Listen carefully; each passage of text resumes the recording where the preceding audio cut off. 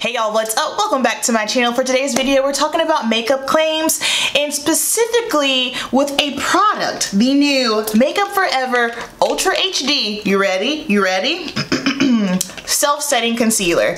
That, my friend, is a huge claim. Let's talk about it.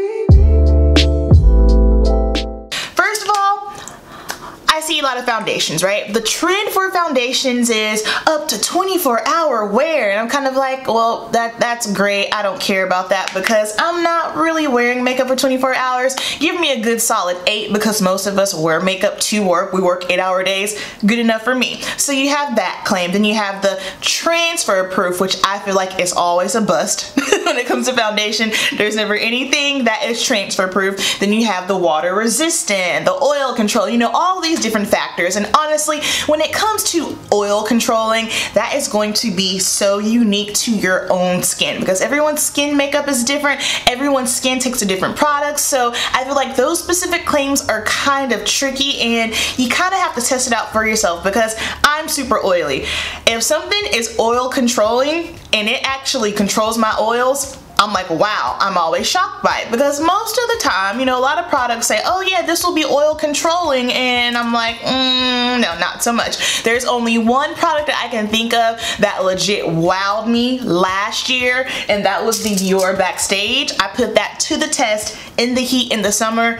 She didn't budge. She was good. So today we're going to talk about a claim that I thought was insane: self-setting. Alright, so here we have the new Makeup Forever Ultra HD Self-Setting Concealer. This runs for $28 and I am in the shade 50. I got the shade 50. Going in, I thought I needed 52, but 52 was just a little bit too bright for me. I have tried to go a little bit brighter, y'all. I just have to stay true to myself. I don't like a super flaky highlight. That's just me. That's just the way I'm set up. Nothing wrong with that. So 50 is a really, really good color match. As you can see, I like this. I use this for under the eyes. Well, hold on, I don't have this on today and we'll get to that part, but I use this for up under the eyes, spot concealing, throwing some powder on it, and you know, we were good to go. No problems there. Now, the shade 52, if you want something that's a little bit lighter, the undertone in it is different. So I feel like 52 is a little bit more yellow golden. So if that's what you're looking for a little bit more of a highlighted effect, this is what you need. As far as the specs for this, creamy, 100% very, very creamy. Medium to buildable coverage. When I put it on, it went on beautifully, no problem. You can blend this bad boy out. You can use a beauty blender. You can use a brush. You could probably use your finger if you wanted to. It blended out so well. Very, very creamy. This is a dummy proof concealer. Anyone can use it. Anyone can blend it out. As far as the finish for sure is natural finish. For me, my preference, I would even go a little bit further and say it's more of a luminous, more of a dewy finish. That's just my personal opinion. That was something that I really wasn't expecting it to be as natural or dewy, just simply because it said it was self-setting. So in my mind, and when I hear self-setting, I'm thinking, okay, this may be a little bit more on the mattifying side because with mattifying products, they tend to dry down, but this one, she don't dry down, okay? Natural finish, a second skin feel, absolutely, I couldn't feel it, and formula up to 12 hours crease-free wear. I can tell you right now, no, this is not a natural finish. No, this does not last me 12 hours, and no, this was not crease wear. I don't like this concealer, okay?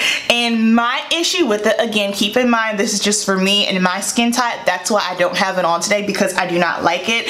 As soon as I put this on, it creased on me, and I was kind of like, okay, so I put it on, gave it some time, let it do its thing. Like I said, it blends out beautifully. You can build up the coverage. That's great. But as far as the non-creasing, what does it say? Crease-free wear, that was a total bust on me. I mean, I feel like, yes, I have fine lines under my eyes. I feel like at this point, we all have something going on up under the eyes, and no matter what product I use, I know things are going to shift a little bit, but The creasing with this one was insane, especially because what I wanted to do originally was put the concealer on with one eye, don't set it, and then set it with the other eye. But I noticed as soon as I put it on, before I could even set it, it started creasing on me. And then even once I did set it with the powder, I felt like it's still, to me, once I put the powder on it to set it, to me, that's when it kind of looked more of like a natural finish.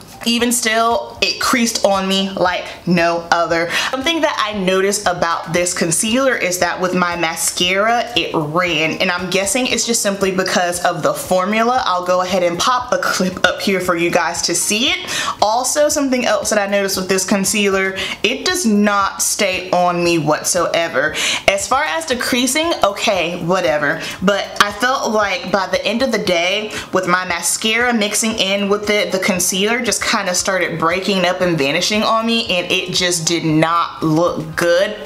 In other news, I don't think my NARS Climax mascara likes the Makeup Forever concealer because the mascara is running on me, and I have never had this issue with the NARS with my other concealers, and I'm going to guess that is happening because the Makeup Forever self-setting concealer is a little bit more hydrating. That's the only thing I can think about. It has to be something with the formula because, like I said, this never happens with any of the other concealers that I've worn when I've worn the NARS Climax mascara. So, yep, what can I say?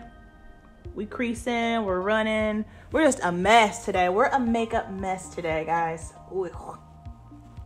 This happened every time I wore this concealer. I even tried using different mascara formulations, and it still, I don't know, just for me and my skin, it just simply did not jive well. Now, I feel like maybe if you are someone who has a little bit more of a drier under eye, or maybe if you are just no fine lines, nothing under the eyes, you might be okay. But I truly feel like, I mean, if you're at 25 and up, there's probably some kind of fine line, some sort of crease under your eye, and that's not a bad thing. That's just, we're humans. We move, we make facial expressions, that's just what it is. So those are my 2 cents on the Makeup Forever Ultra HD self-setting concealer.